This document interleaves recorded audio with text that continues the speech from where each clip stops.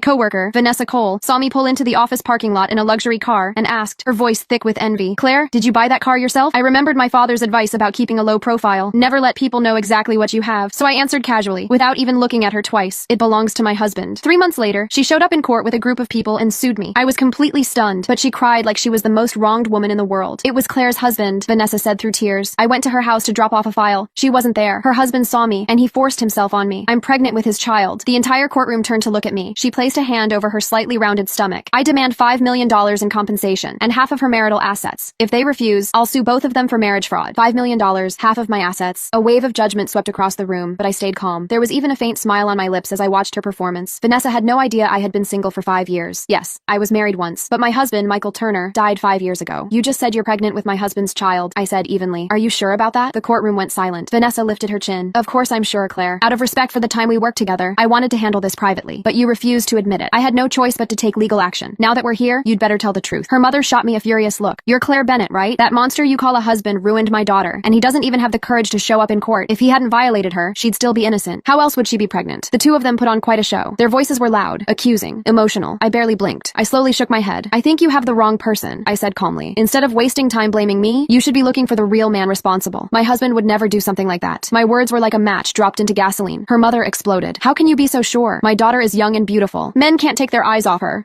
I'm sure your husband isn't some saint. If she hadn't gone to your house to deliver that file, she wouldn't have been attacked." Vanessa began crying harder, holding her stomach. "Because of him, my life is ruined," she sobbed. "I can't get married, and now I'm pregnant. The doctor said if I get an abortion, I might never have children again." She looked at me with red, swollen eyes. "My demands aren't unreasonable. $5 million for emotional damage and a share of your assets. After all, I'm carrying your husband's child. Your family is wealthy. Can't you afford that?" A faint, mocking smile appeared on my lips. "There it is," I said quietly. "The real you." Her face stiffened. "This was always about money, wasn't it?" Her eyes flickered for just a second. "I'm the victim here. Do I not have the right to seek justice?" I leaned back in my chair. "Vanessa, you're more calculating than I thought." Her composure almost cracked, but I wasn't done. "You just said you're pregnant with my husband's child," I repeated calmly. "Say his name." She didn't hesitate. "Michael Turner." The name hung in the air. The room felt suddenly smaller. I folded my hands together and looked straight at her. "Michael Turner," I said slowly, "has been dead for 5 years." Silence fell like a heavy curtain, and for the first time since this circus began, Vanessa looked afraid. For a few